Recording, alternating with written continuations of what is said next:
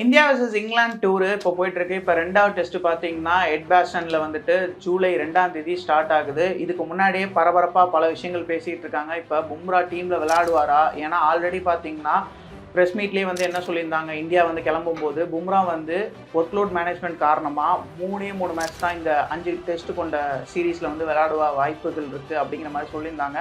So அதனால் எட்பாஸ்டனில் வந்துட்டு second test அவர் விளையாடுறதுக்கான வாய்ப்புகள் இல்லை அப்படிங்கிற மாதிரி நிறைய தகவல்கள் இப்போவே வெளியாகிட்டு இருக்கு.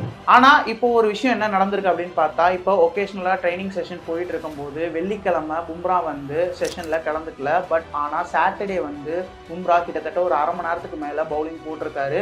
இதனால் வந்து செகண்ட் டெஸ்ட்டு மேபி எட்பாஸ்டனில் வந்து பும்ரா வரலாம், இந்தியாவுக்கு ஒரு உறுதுணையாக அவர் இருப்பார் அப்படின்னு பல தகவல்கள் போயிட்டுருக்கு.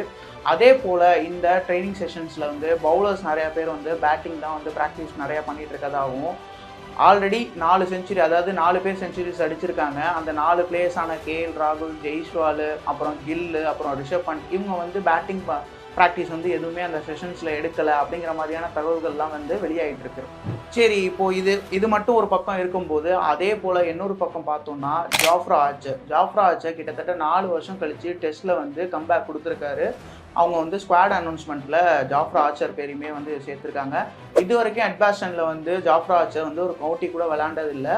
டெஸ்ட் மேட்சஸில் ஒரு 4 வருஷம் கழித்து திரும்பி அவர் விளையாடுறதுனால பெருசாக வந்து ஒரு இம்பாக்டை கிரியேட் பண்ணுவாரா அப்படின்னு கேட்டால் யாருக்கும் பதில் தெரில. பட் அவர் முழுக்க அவருடைய பொட்டன்ஷியலை போட்டால் எட்பாஸ்டனில் அவர் இந்தியாவுக்கு ஒரு ரொம்ப பெரிய ஒரு அச்சத்தை ஏற்படுத்திய கூட ஒரு ஆளாக தான் இருக்கார். சரி, இப்போ ஜாஃப்ரா ஆர்ச்சர் வந்தது வந்து இந்தியா டீமில் யாருக்கு ரொம்ப பெரிய ஒரு பலவீனமாக இருக்கும் அப்படின்னு பார்த்தா, நம்மளுடைய கேப்டனான சுப்மன் கில்லுக்கும் ஜாஃப்ரா ஆர்ச்சருக்கும் தான் ஹெட் டு ஹெட் வந்து நிறையாவே இருக்குது. இப்போ டெஸ்ட் மேட்சஸ் எடுத்து வச்சு பார்த்தோன்னா கிட்டத்தட்ட மெய்டன் டெபியூட் வந்துட்டு இதில் இங்கிலாண்டில் வந்து அவர் ஆடினது வந்து 2021 ஆடினார். அப்போது ஜாஃப்ரா ஆர்ச்சர் வந்து ஒரு 3 இன்னிங்ஸில் ஃபேஸ் பண்ணியிருக்காப்புல. அந்த 3 இன்னிங்ஸில் 2 முறை விக்கெட்டை இழந்திருக்காரு. யார்? ஜாஃப்ரா ஆர்ச்சர் கிட்ட தான் வந்து கில் இழந்திருக்காரு. அதில் கிட்டத்தட்ட 18 ரன் தான் வந்து ஜாஃப்ரா ஆர்ச்சர் வந்து சுப்மன் கில்லுக்கு விட்டு கொடுத்துருக்காரு. இதே போல் T20ஸ்லையும் பார்த்தோன்னா இங்கே வந்து T20s வந்து முக்கியம் கிடையாது. ஏன்னா இப்போ நம்ம டெஸ்ட் மேட்சஸ் மாதிரி தான் பேசிகிட்டு இருக்கோம். T20லையும் பார்த்தா ஹெட் டு ஹெட் வந்து அதிகமாக ஜாஃப்ரா ஆர்ச்சர் பக்கம் தான் இருக்குது. ஸோ ஓவராலாக பார்த்தோன்னா ஜாஃப்ரா ஆர்ச்சர் வந்து கில்லை நிறையா முறை அவுட் ஆக்கியிருக்காரு. ஸோ அதனால் வந்து கில்லுக்காக தான் வந்து ஜாஃப்ரா ஆர்ச்சரை இவங்க கொண்டு வராங்களா அப்படிங்கிற கேள்விகளும் இங்கே எழுது. அதே போல் 4 வருஷம் கழித்து பல இன்ஜுரிஸ் எல்லாம் பார்த்துட்டு T20 ஒயிட் பால் ஃபார்மேட்டில் தான் வந்து மோஸ்ட்லி ஜாஃப்ரா ஆர்ச்சர் இருந்த பட்சத்தில் இப்போது ரெட் பால், அதாவது டியூக் பாலுக்கு வந்து ஜாஃப்ரா ஆர்ச்சர் வந்து தன்னை கன்வெர்ட் பண்ணி ஒரு லீத்தல் வெப்பனாக வந்து இங்கிலாந்துக்கு பயன்படுவாரா அப்படின்னு கேட்குற அந்த கேள்விகளுக்கு கண்டிப்பாக ஜூலை 2ஆம் தேதி தான் நமக்கு பதில் கிடைக்கும் அப்படின்னு தோணுது. இப்போது கில்லுக்கும் ஆர்ச்சருக்கும் ஓவராலாக ஸ்டாட் என்னவா இருக்குன்னு பார்த்தோன்னா, ஒரு 10 ஒகேஷனில் கிட்டத்தட்ட 5 இன்னிங்ஸ் வந்து கில்லை வந்து டிஸ்மிஸ் பண்ணியிருக்காரு Jofra Archer.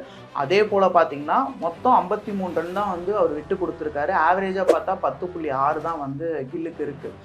Jofra ஆர்ச்சரோட bowling average வந்து கில்லு கூட பார்த்தோன்னா 10.6 தான் இருக்குது. இப்போது பும்ரா வந்து செகண்ட் டெஸ்ட் ஒரு வேளை விளையாடலை அப்படின்னா நமக்கு பேக்கப்பில் இருக்கிற பிளேயர்ஸில் 2 பேர் வந்து பேச்சு அடிபடுது. ஒன்று ஆகாஷ் தீப், இன்னொன்று ஹர்ஷ்தீப் சிங். இவங்க 2 பேர் தான் அடிபடுது. அதே போல் ஹர்ஷ்தீப் சிங் வந்துட்டு லெஃப்ட் ஹேம் பேசருங்கிறதுனால ஜோ ரூட்டுக்காக அவரை கொண்டு வரலாம் அப்படின்னு முதல் டெஸ்ட்லேயே வந்து நிறைய பேர் பேசிகிட்டு இருந்தாங்க. பட் ஆனால் இன்னும் கொண்டு வரல. இப்போது 2024 to 2025 கவுண்டி லீக்ல வந்து இவர் கென்ட்டுக்காக பெர்ஃபார்ம் பண்ணியிருக்காரு. அதில் பெருசாக பெர்ஃபார்ம் பண்ணியிருக்காருன்னு கேட்டால் ரொம்ப இம்ப்ரெசிவாலாம் ஒன்றும் பண்ணலை. நம்ம ஸ்டாட் எடுத்து பார்த்தோன்னா மொத்தம் 5 ஃபஸ்ட் கிளாஸ் கேம்ஸில் வந்து கென்ட்டுக்காக விளையாடிருக்காரு. அதில் 8 இன்னிங்ஸில் 13 விக்கெட் எடுத்திருக்காரு. ஆவரேஜ் பார்த்தா 41.8. அதுக்கப்புறமா பார்த்தோன்னா மொத்தமாக சேர்த்து வச்சு பார்த்தோன்னா ஒரு 31 மெய்டன் கொடுத்துருக்காரு. ஆஹா அப்படின்னு நமக்கு தோணலாம். பட் ஆனால் 6 நோ பால் போட்டிருக்காரு, 5 ஒயிட் போட்டிருக்காரு ஒரு டெஸ்ட் மேட்சஸில். ஹர்ஷ்தீப் சிங் வந்துட்டு இது வந்து டெபியூட் ஆகுறாரு அப்படின்னு தான் சொல்லணும். டெஸ்ட்டில் ஒயிட் பாலில் நல்லாவே அவர் வந்து ரெக்கார்ட்ஸ் வச்சுருக்காரு, நல்லா பர்ஃபார்ம் பண்ணிகிட்ருக்காரு. இந்தியாவோட ஃப்யூச்சராகவே அவரை கன்சிடர் பண்ணிகிட்டு இருக்காங்க. பட் டெஸ்ட் மேட்சஸில் அதுவும் குறிப்பாக இங்கிலாந்து போன்ற ஒரு பவுலர் ஃப்ரெண்ட்லியான பிச்சர்ஸில் என்ன மாதிரி பர்ஃபார்ம் பண்ண போகிறாரு அப்படிங்கிறத பொறுத்து இருந்து பார்க்கலாம். நீங்களும் வந்து உங்களுடைய கமெண்ட்ஸ் என்ன, ஹர்ஷ்தீப் சிங் வந்து நமக்கு நல்லா பெர்ஃபார்ம் பண்ணுவார் அப்படின்னு நீங்கள் நினைக்கிறீங்கன்னா சொல்லுங்கள். இல்லை பும்ரா கண்டிப்பாக 2வது டெஸ்ட் விளையாடணும், ஜாஃப்ரா ஆர்ச்சர் வந்து நமக்கு உண்மையிலேயே வந்து அச்சத்தை ஏற்படுத்துவாரா அப்படிங்கிறதையும் உங்களுடைய கருத்தை வந்து கமெண்ட் பண்ணுங்கள்.